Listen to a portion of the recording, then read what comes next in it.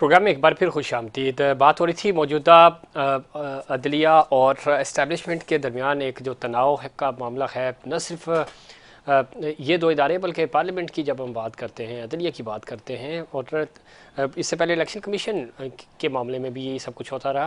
पिछले 2-3 सालों से पार्लियामेंट के फैसले भी सारे अदलिया में गए, वो कैसे हुए, क्या कुछ होता रहा और क्यों आज भी इसके ऊपर बातचीत भी हो रही है, बात की भी जा रही है।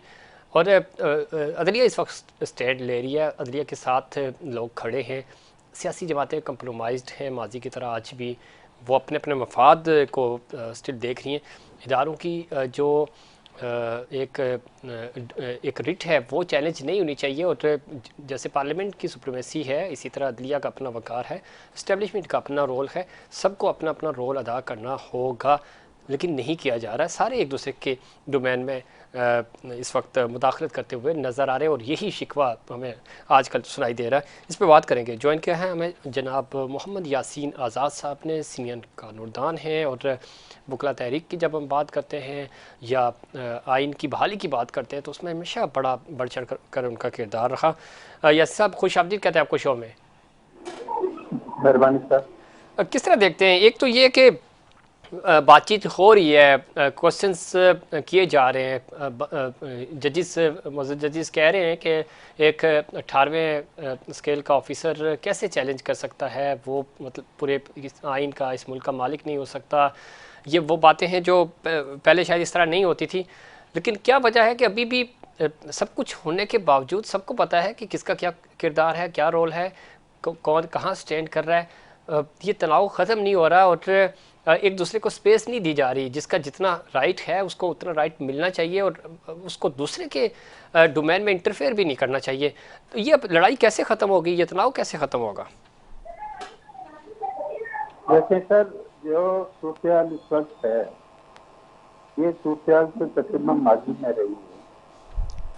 मेरे नज़दीक जो मैं एक बात बार बार करता हूँ वो ये है जी। कि हर इदारा अपनी आईनी हदूद में रह के काम करे। बदकिस्मती से ऐसा हो नहीं रहा। ठीक। और पार्लियामेंट का इदारा अगर कानून साजी करता है तो दूसरे बहुत सारे लोग क्रिटिसाइज करते हैं। जो लोग अपोजिशन में बैठे हैं वो पार्लियामेंट के अंदर बैठकर बात करने के लिए तैयार नहीं। कानून साजी अगर होती है तो बैठ के आप अपने तामीरी नुक्ताचीनी करें, तजावीज दें कि ये कानून साजी जो आप कर रहे हैं गलत कर रहे हैं, तो आप करते नहीं, आप फौरन उसको इशू बना लेते हैं और पार्लियामेंट के अंदर लड़ाई की सूरत हो जाती है। इसी तरह आपने देखा होगा कि chief justice of Pakistan justice Sahib साहब के बाद उन्होंने वाज़ेह अल्फाज में कहा कि पार्लियामेंट का इदारा कानून साजी बनाने का इख्तियार रखता है और दूसरे कानून साज इदारों को, जो इदारे आईनी इदारे हैं, उनको पार्लियामेंट के बनाए हुए कवानीन में किसी किस्म की मुदाखलत नहीं करनी चाहिए।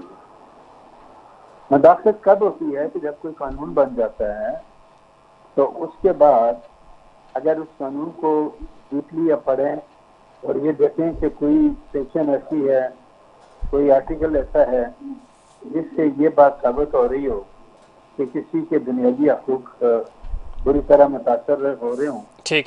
तो फिर अदलिया का रोल शुरू हो जाता है और वो उस कानून साजी को to the extent of that amendment वो डिक्लेयर कर तो सकते इस हैं पे कि भाई ये कानून साजी जो यासीन ये नज़र साहब, ये जिस तरह आप फरमा भी रहे हैं, इसमें कोई शक नहीं, इदारों को भी पता है, एक पार्लियामेंट में जो बंदा जाता है उसको भी पता है, जो सेनेट में जाता है या सूबाई असम्बली, और जो जजेस मस्जिद जजेस हैं, चाहे लोअर कोर्ट्स के हैं, हाई कोर्ट्स के हैं, सुप्रीम कोर्ट के, सबको इन सारी चीज़ों का भी पता है।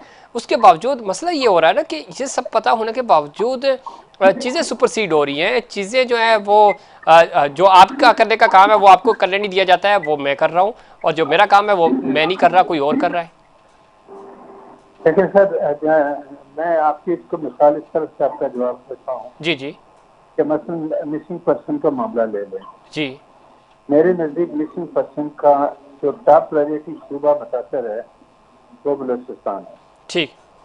बलूचिस्तान के बाद अगर आप हफ्ते में 2 दिन होते हैं मिसिंग पर्सन के केस सिंध हाई कोर्ट में, और सिंध हाई कोर्ट में अगर आप देखें मिसिंग पर्सन का तो तकरीबन रश लगा होता है, 2 दिन लगातार मिसिंग पर्सन के जो मामला हैं उसको टेकअप करता है। ठीक है।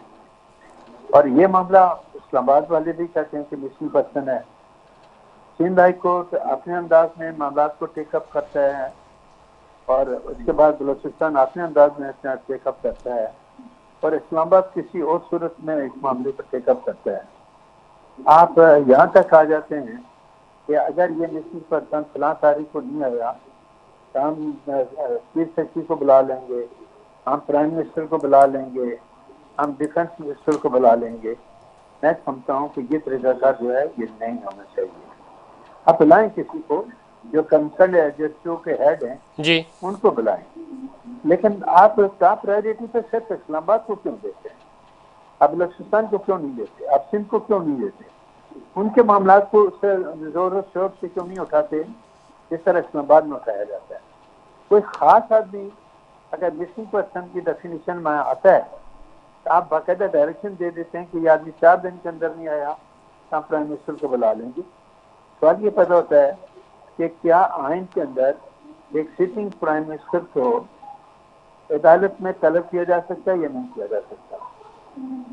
आईनी तौर पर प्राइम मिनिस्टर को है, प्रेसिडेंट है, इनको इम्यूनिटी हासिल है और आइन का आर्टिकल 248 बिल्कुल इस बात से इजाजत देता है कि वो किसी अदालत में जाने के पाबंद नहीं है। ठीक। लेकिन माजी में नवाज शरीफ को ले लें या आप किसी दूसरे प्राइम मिनिस्टर को ले लें, वो बाकायदा अदालतों के सामने गए और उन्होंने पाकिस्तान के लोगों को ये मैसेज दिया कि हम कानून का एहतराम करते हैं, अदलिया का एहतराम करते हैं। वो गए, लेकिन जो कुछ आगे अदलिया ने उन लोगों के साथ किया वो किसी से ढका छुपा नहीं। ठीक। आज फैसलवाड़ा जो इलेक्शन इंडिपेंडेंट जीत के आया उसको पॉलिटिकल पार्टियों ने वोट दिया ना, मैंने और आपने तो नहीं दिया। ऐसा ही है। और वो पॉलिटिकल पार्टी से वोट लेके जीता, लेकिन असेंबली के अंदर वो इंडिपेंडेंट कैंडिडेट है। इसी तरह मरकज में देख लें, मोहसिन नकवी साहब को आप देख लें कि वो इलेक्शन जीत रहे हैं, वोट पाकिस्तान मुस्लिम लीग नून उनको देती है, लेकिन सेनेट के अंदर वो इंडिपेंडेंट है। लाइफ वाइज औरंगजेब साहब को भी देख लें। तो ये जो मामला है ना, ये जो पिक एंड चूज क्या जो फिक्रा है, ये खत्म होना करना पड़ेगा। यासिर आपने बहुत अच्छे अंदाज में जी, बहुत अच्छे अंदाज में चीजें डिफाइन की। इसमें तो कोई दो राय नहीं है। पिक एंड चूज वाला मामला सियासी जमातें जो कर रही हैं, अभी भी जो सियासी जमातें खामोश हैं, जो माजी में भी खामोश थी। फायद ईसा साहब का जो पुराना मामला अगर आप देख लें तो उस वक्त जिसको फेवर मिल रही होती है या उस वक्ती तौर पे उनको रिलीफ मिल रहा होता है, वो जमातें खामोश रहती हैं।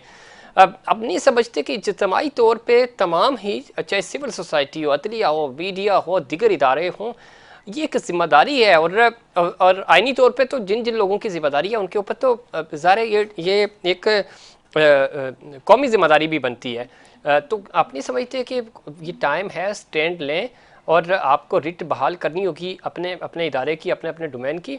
अदरवाइज़ चाहे मामला सिंध का हो, बलूचिस्तान का हो, जीबी कश्मीर का हो या इस्लामाबाद का हो, लोग सारे बराबर हैं। और इसमें भी कोई शक नहीं कि जो थोड़ा सा हाई प्रोफाइल केस होता है, जो मीडिया की जीनत बन जाता है, उसके ऊपर तो चीफ जस्टिस साहिबान हों या लोअर कोर्ट्स के लोग हों, वो सारे फोकस करते हैं, चूँकि प्रेशर बिल्ड हो रहा होता है। आम आदमी की तो रसाई नहीं होती, वो तो पूरा दिन आप खुद ज़रा प्रैक्टिस करते हैं, आपके सामने है कि लोग रुलते रहते हैं, तो उनको तो 2-2 साल 3-3 साल उनकी बारी नहीं आती।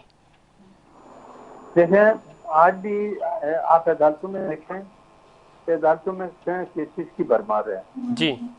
और बाद लोग क्रिमिनल केसेस में कोई 10 साल से जेल में पड़ा हुआ है, कोई 15 साल से पड़ा हुआ है। पॉलिटिकल जो लोग हैं उनके मामला तो टॉप प्रायोरिटी पे टेकअप कर रहे हैं। मेरा आइन तो ये कहता है कि पाकिस्तान के शहरी हकूक के मामले में सब बराबर है। ठीक है, तो फिर ये इंसाफ की फराहमी में डिस्क्रिमिनेशन क्यों है? ऐसा क्यों हो रहा है?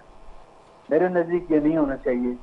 आप ये इम्प्रेशन मत दें, अदलिया की तरफ से ये इम्प्रेशन नहीं आना चाहिए कि वो किसी एक पार्टी की सपोर्ट में या उसके फेवर में आर्डर कर रही है।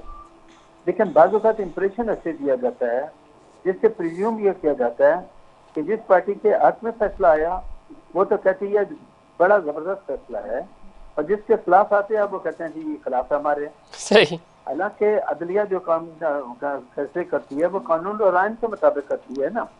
अब जरूरी तो नहीं है कि दोनों फरीकों के हक में फैसला हो, फैसला तो किसी एक फरीक के हक में होगा ना। कि ये तमाम चीजें इसलिए मैं कह रहा हूँ, जिस तरह आपने सवाल किया कि क्या हमारे सियासतदान जो हमारे पॉलिटिकल प्रॉब्लम्स हैं, जो हमारे इश्यूज हैं, वो क्या पार्लियामेंट के अंदर बैठकर इन मामला का हल नहीं निकाल सकते? क्या पार्लियामेंट के अलावा कोई और इदारा ऐसा है जो ठीक। कानून सर निकाल सकते हैं लेकिन निकालना नहीं चाह रहे ना, फोरम तो मौजूद है। उसकी वजह यह है कि जब एक पॉलिटिकल पार्टी, मिसाल के तौर पर मैं नाम तो किसी का नहीं लेता, सही। एक पॉलिटिकल पार्टी का लीडर अगर इलेक्ट्रॉनिक मीडिया पे आकर ये कहता है कि मैं सियासतदानों से बातचीत करने के लिए तैयार नहीं हूँ, ठीक है, राइट, और मैं एस्टेब्लिशमेंट से बैठ के बात करने के लिए बिल्कुल तैयार ठीक। हूं। ये बिल्कुल गलत अमल है। लेकिन आपने ही थोड़ी देर पहले कहा मुस्लिम लीग नून, पाकिस्तान पीपल्स पार्टी, दीगर जमातों ने मिलकर फैसल वावडा को वोट दिया, इन्हीं सियासी जमातों, और मेरा और आपका वोट था वो वोट जो उन्होंने उधर दे दिया। तो ये सारी चीज़ें डिफाइन होनी चाहिए इस फोरम पे, और जो पार्टी इस तरह की करे उसका एक रूल भी बनना चाहिए कि पार्लियामेंट के अंदर उसके साथ हम क्या कर सकते हैं ऐसा कि वो अपने अपने डोमेन में रहे, वो किसी भी गैर आइनी या किसी आमराना सोच की हामिल ना हो या उसके ऊपर वो ना कर सके। तो ये रूल नहीं बनना चाहिए आपके ख्याल में? बिल्कुल बनना चाहिए। मैं फिर रिपीट करता हूँ कि मामला को पेचीदगी की हद तक मत ले जाएं, ठीक। मामला को पार्लियामेंट के अंदर बैठ के तय करें। पार्लियामेंट का चाहे कौमी असम्बली का इदारा हो, सेनेट का हो या सूबाई असम्बलियाँ हो, बिल्कुल पार्लियामेंट की सुप्रीमेसी सबसे ऊपर है। यासीन साहब माजरत चाहता हूँ, वक्त खत्म हो गया। यह था हमारा आज का प्रोग्राम। उम्मीद करता हूँ दीगर प्रोग्राम की तरह आज का प्रोग्राम भी आपको पसंद आया होगा। मुझे और इनसाइड पाकिस्तान की पूरी टीम को दीजिए इजाज़त। अल्लाह निगहबान।